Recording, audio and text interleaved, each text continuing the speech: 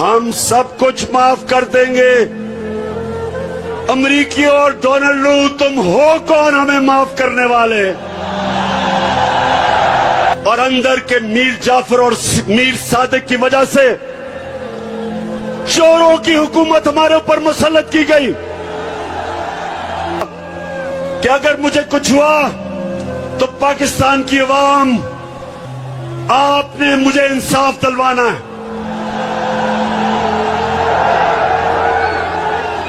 بتائیں، آپ مجھے انصاف دلوائیں گے؟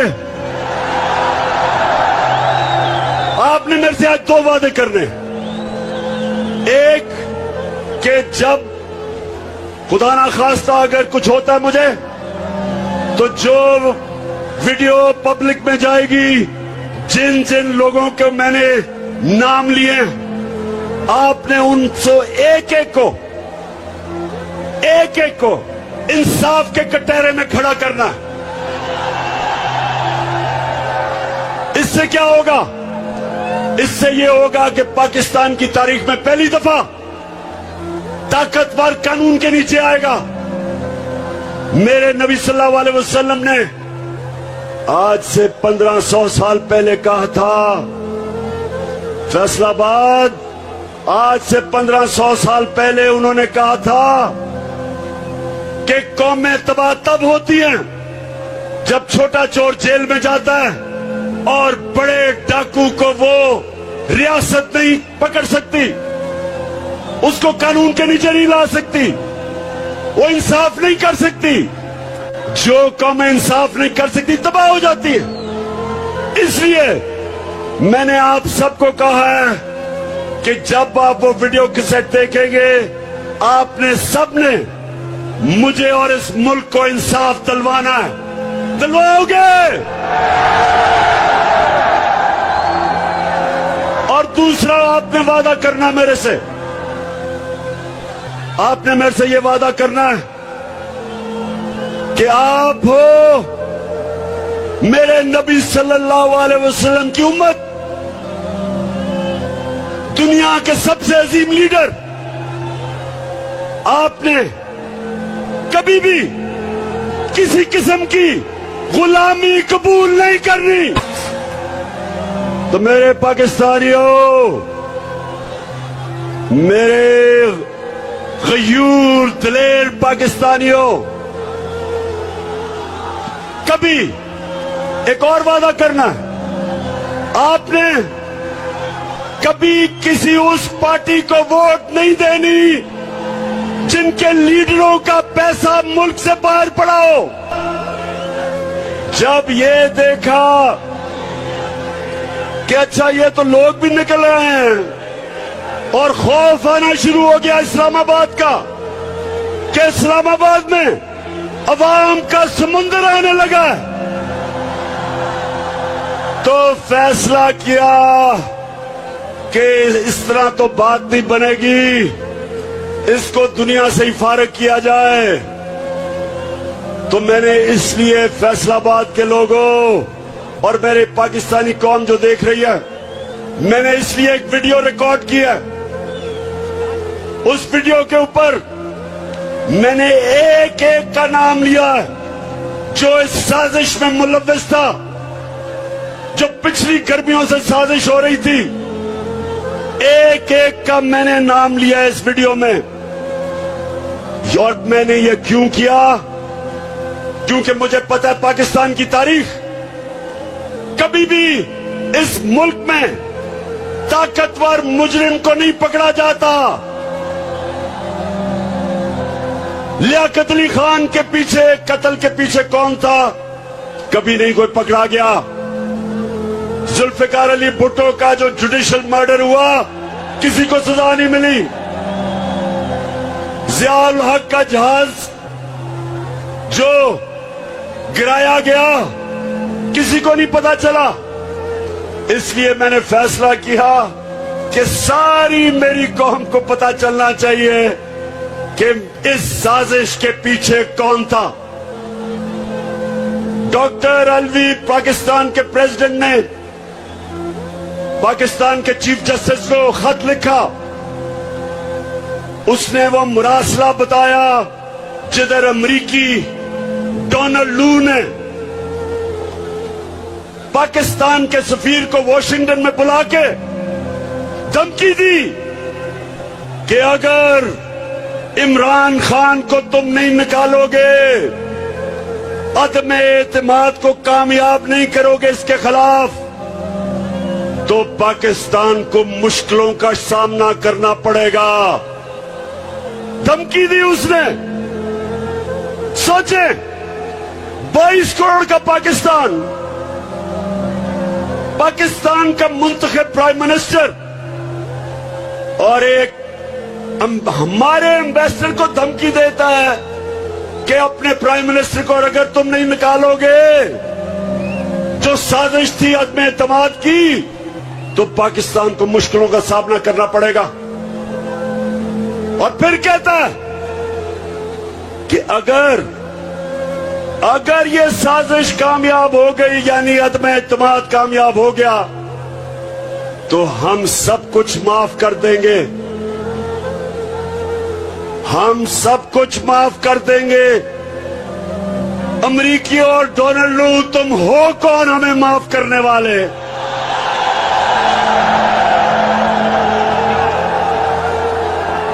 تمہیں شرم آنی چاہیے کہ وہ قوم جو نبی صلی اللہ علیہ وسلم کی امت ہے، جس قوم کے بننے کے وقت نعرہ تھا کہ پاکستان کا مطلب کیا، لا الہ الا اللہ، ہمارا اللہ سے وعدہ ہے، جب ہم دعویٰ کرتے ہیں، کلمہ پڑھتے ہیں، ہم اوپر والے سے وعدہ کرتے ہیں کہ اللہ تیرے سوا ہم کسی کو خدا نہیں مانتے، کوئی نہیں ہے خدا سوائے اللہ کے۔ فیصلہ آباد پھر سے سن لو، پھر سے غور سے سن لو، ہم ہیں محمد مصطفیٰ، ہمارا نبی صلی اللہ علیہ وسلم، ہم ان کی امت ہیں۔ ہمارے عظیم لیڈر نے ہمیں آج سے 1500 سال پہلے بتا دیا تھا کہ مسلمان کسی کے سامنے نہیں جھکتا۔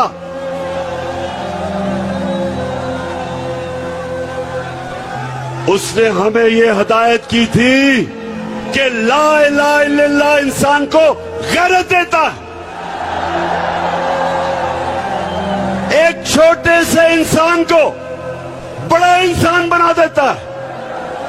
لا الہ الا اللہ انسان کی وہ زنجیریں توڑتا ہے جو انسان کو بڑا انسان بننے سے روکتی ہیں، خوف کی زنجیریں توڑتی ہیں، پیسے کی پوجا کرنے والی جو بت ہے اس کو توڑتا ہے۔ جو لوگ انسانوں سے ڈرتے ہیں، سپر پاور سے ڈرتے ہیں، وہ شرک کرتے ہیں، کیونکہ خوف کا بت توڑنا ایک انسان کو بڑا انسان بننے کے لیے سب سے زیادہ، نہ صرف باہر کی سازش اور اندر کے میر جعفر اور میر صادق کی وجہ سے چوروں کی حکومت ہمارے اوپر مسلط کی گئی۔ فیصلہ، کیا ان ڈاکوں کی حکومت کو آپ تسلیم کرتے ہو؟ امپورٹڈ حکومت کو ہم کسی صورت نہ تسلیم کر سکتے ہیں، نہ کریں گے۔ اور ان لوگوں کو ہمارے پر مسلط کیا، یہ ہماری 22 کروڑ لوگوں کی سب سے بڑی توہین ہے کہ ادھر سارے فیصلہ آباد میں عظیم لوگوں کا شہر، باشعور لوگوں کا شہر، ادھر اگر لیڈر سارے شہر میں رانا ثناء اللہ ملا ہے، یہ کتنی بڑی توہین ہے فیصلہ آباد کے لیے۔ وہ صرف قاتل ہی نہیں، وہ شکل سے بھی قاتل لگتا ہے۔ تو ہماری توہین دیکھیں، باپ بیٹا دونوں انڈر ٹرائل، کیس چل رہا ہے ایف آئی اے میں کیس چل رہا ہے۔ فیصلہ آباد ذرا غور سے سنیں میری بات، غور سے سنیں ذرا۔ مجھے دنیا میں ایک ملک کی مثال دے دیں، ایک ملک کی مثال دیں جدھر ملک کا پرائم منسٹر اور سب سے بڑے صوبے کا چیف منسٹر انڈر ٹرائل ہو، 24 ارب روپے کا ایف آئی اے میں کیس ہو، 8 ارب روپے کا نیب میں کیس ہو، اور ان کو ملک کے اوپر مسلط کر دیں۔ ایک دنیا میں مجھے مثال دے دیں اس کی۔ یہ 22 کروڑ پاکستانیوں کی توہین ہے، یہ ہماری توہین ہے، یہ ہماری توہین ہی نہیں۔ اگر یہ ہم تسلیم کر لیں یہ ہماری بربادی ہے۔ آتے ساتھ ہی اس نے کیا کیا؟ اس نے ایف آئی اے میں سب کو فارغ کر دیا جنہوں نے محنت سے اس کا کیس بنایا تھا، اور جو 2 تفتیش کرنے والے آفیسر تھے، سنیں فیصلہ آباد، مجھے خطرہ تھا یہ ہوگا، تو جو 2 تفتیش کرنے والے ایف آئی اے کے آفیسر، ایک ڈاکٹر رضوان، اس کو ہارٹ اٹیک ہوتا ہے اور وہ مر جاتا ہے۔ فیصلہ آباد ذرا غور سے میری بات سنیں۔ اور پھر جو دوسرا باپ بیٹے کا کیس کی تفتیش کر رہا ہوتا ہے، ڈاکٹر نعمان اصغر، اس کو بھی ہارٹ اٹیک ہو جاتا ہے۔ میں آج پھر بڑی عاجزی سے اپنے سپریم کورٹ کو کہتا ہوں کہ سو موٹو ایکشن لے اس کے اوپر۔ ہمارے اوپر تو آپ نے سو موٹو ایکشن لے لیا تھا، ہمارے تو اتوار کو آپ نے پتہ نہیں اتنا ہم نے جرم کیا کیا تھا، ہم نے تو صرف الیکشنز کا کہا تھا۔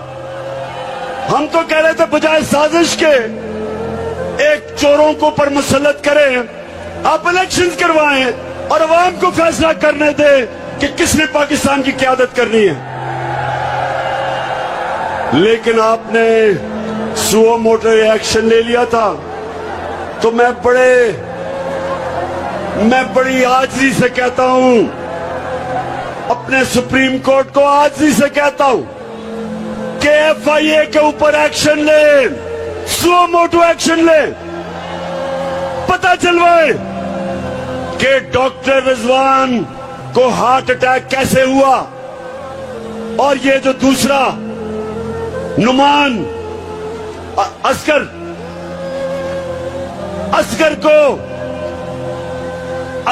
کو ہارٹ اٹیک کیسے ہوا۔ میں آپ کے سامنے انشاءاللہ